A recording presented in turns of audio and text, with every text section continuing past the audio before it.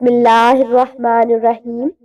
حضرت لوط علیہ السلام اللہ کے ایک برگزیدہ نبی تھے۔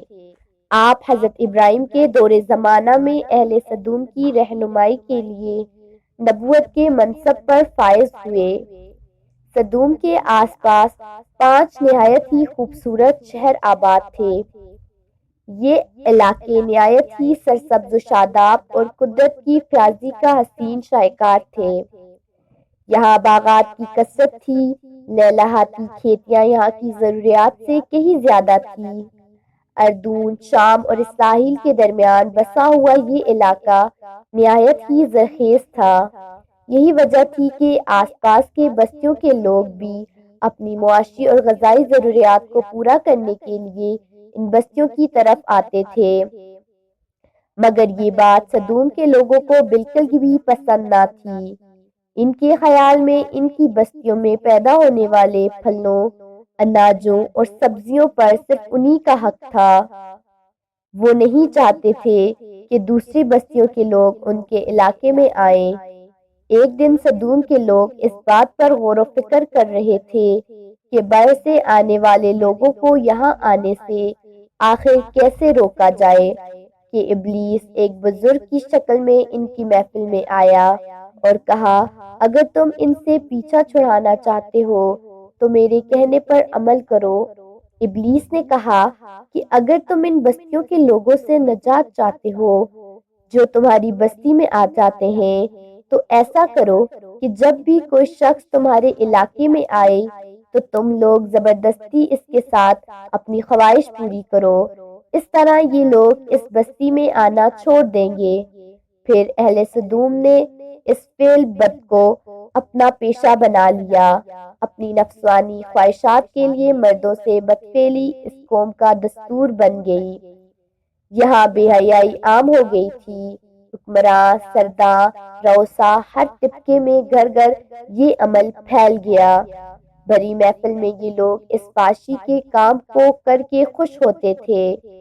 تلمود میں لکھا ہے کہ اہل سدوم اپنی روزمرہ کی زندگی میں سخت ظالم، دھوکے باز اور بدمعاملہ تھے۔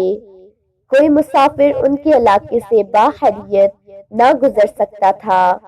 کوئی غریب ان کی بستیوں سے روٹی کا ایک ٹکڑا نہ پا سکتا تھا۔ بارہا ایسا ہوتا تھا کہ باہر کا آدمی ان کے علاقے میں پہنچ کر فاقوں سے مر جاتا اور یہ اس کے کپڑے اتار کر اس کی لاش کو برہنہ دفن کر دیتے۔ حضرت لوط علیہ السلام نے انہیں توحید کی دعوت دی اور بدکاری کے اس گھناؤنک عمل سے توبہ کرنے کا حکم دیا۔ حضرت لوط علیہ السلام نے کہا، تم بے حیائی کیوں کرتے ہو؟ کیا تم عورتوں کو چھوڑ کر لذت حاصل کرنے کے لیے مرد کی طرف مائل ہوتے ہو؟ حقیقت یہ ہے کہ تم احمق لوگ ہو۔ حضرت لوط اہل سدوم کو دن رات وعظ و نصیحت کیا کرتے، لیکن قوم لوط پر اس کا کوئی اثر نہ ہوتا، بلکہ وہ بہت فخریہ انداز میں یہ کام کرتے تھے۔ انہیں حضرت لوط علیہ السلام کا سمجھانا بھی برا لگتا تھا، لہٰذا انہوں نے صاف صاف کہہ دیا کہ اگر تم ہمیں اسی طرح برا کہتے رہے اور ہمارے کاموں میں مداخلت کرتے رہے تو ہم تمہیں اپنے شہر سے نکال دیں گے۔ حضرت لوط علیہ السلام نے نصیحت و تبلیغ کا سلسلہ جاری رکھا، لہٰذا ایک دن اہل سدوم نے خود ہی عذاب الہی کا مطالبہ کر لیا۔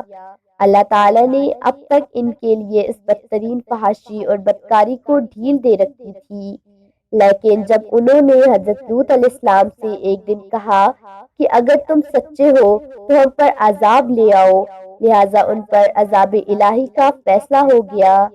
اللہ نے اپنے خاص فرشتوں کو دنیا کی طرف روانہ کر دیا۔ پھر یہ فرشتے حضرت لوط علیہ السلام کے گھر تشریف لے آئے۔ حضرت لوط علیہ السلام نے جب ان خوبصورت نوعمر لڑکوں کو دیکھا تو سب سخت گھبراہٹ اور پریشانی میں مبتلا ہو گئے۔ انہیں یہ خطرہ محسوس ہوا کہ اگر ان کی قوم کے لوگوں نے انہیں دیکھ لیا تو نہ جانے وہ ان کے ساتھ کیا سلوک کریں گے۔ حضرت لوط علیہ السلام کی بیوی کا نام وائلہ تھا۔ اس نے آپ پر ایمان نہ لایا تھا اور وہ دراصل منافقہ تھی جو کافروں کے ساتھ تھی، لہٰذا اس نے جا کر اہل سدوم کو یہ خبر دے دی کہ لوط کے گھر نوجوان لڑکے مہمان ٹھہرے ہوئے ہیں۔ یہ سن کر بستی والے دوڑتے ہوئے حضرت لوط علیہ السلام کے گھر پر پہنچے۔ حضرت لوط علیہ السلام نے کہا، ہے قوم، یہ جو میری قوم کی لڑکیاں ہیں یہ تمہارے لیے جائز اور پاک ہیں۔ اللہ سے ڈرو اور مجھے میرے مہمانوں کے سامنے رسوا نہ کرو۔ کیا تم میں سے کوئی بھی شائستہ آدمی نہیں؟ حضرت لوط علیہ السلام کی بات سن کر وہ لوگ بولے، تم بخوبی واقف ہو کہ ہمیں تمہاری بیٹیوں سے کوئی حاجت نہیں، اور جو تمہاری اصل چاہت ہے اس سے تم بھی واقف ہو۔ حضرت لوط علیہ السلام نے گھر کے دروازے بند کر دیے اور ان نوجوانوں کو ایک کمرے میں چھپا دیا۔ ان بدکار لوگوں نے آپ کے گھر کا گھیراؤ کیا ہوا تھا اور ان میں سے کچھ گھر کے دیوار پر بھی چڑھنے کی کوشش کر رہے تھے۔ حضرت لوط علیہ السلام اپنے مہمانوں کی عزت کے خیال سے بہت زیادہ گھبرائے ہوئے تھے۔ فرشتے یہ سب منظر دیکھ رہے تھے۔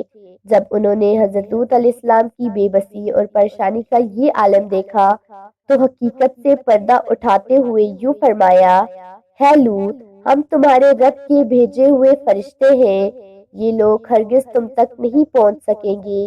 ابھی کچھ رات باقی ہے تو اپنے گھر والوں کو لے کر چل دو اور تم میں سے کوئی شخص پیچھے مڑ کر نہ دیکھے۔ اہل سدوم حضرت لوط کے گھر کا دروازہ توڑنے پر آ گئے، لہٰذا حضرت جبرائیل علیہ السلام نے گھر سے باہر نکل کر اپنے پر کا ایک کونا انہیں مارا، جس سے ان سب کی آنکھوں کے ڈھیلے باہر نکل آئے اور بصارت ظاہر ہو گئی۔ یہ خاص عذاب ان لوگوں کو پہنچا جو حضرت لوط کے پاس بدنیتی سے آئے تھے۔ حضرت لوط علیہ السلام حقیقت حال جان کر مطمئن ہو گئے اور اپنے گھر والوں کے ساتھ رات ہی کو نکل کھڑے ہوئے۔ اس وقت ان کی بیوی بھی ان کے ساتھ تھی، لیکن کچھ دور جا کر وہ واپس اپنی قوم کی طرف پلٹ گئی اور قوم کے ساتھ جہنم میں رسید ہو گئی۔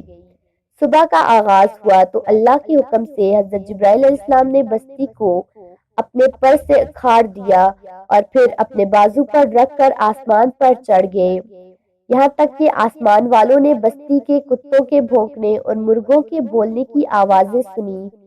پھر اس بستی کو زمین پر دے مارا، جس کے بعد ان پر پتھروں کی بارش ہوئی۔ جب یہ پتھر ان کو لگتے تو سر پاش پاش ہو جاتے۔ صبح سویرے شروع ہونے والا یہ عذاب اشراق تک پوری بستی کو نیست و نابود کر چکا تھا۔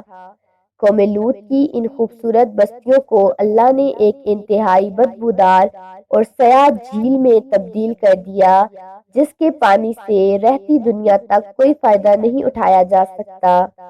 سمندر کے اس خاص حصے میں کوئی جاندار، مچھلی، مینڈک وغیرہ زندہ نہیں رہ سکتے، اس لیے اس ڈیڈ سی یعنی بحیرہ مردار کہا جاتا ہے، جو اسرائیل اور اردن کے درمیان واقع ہے۔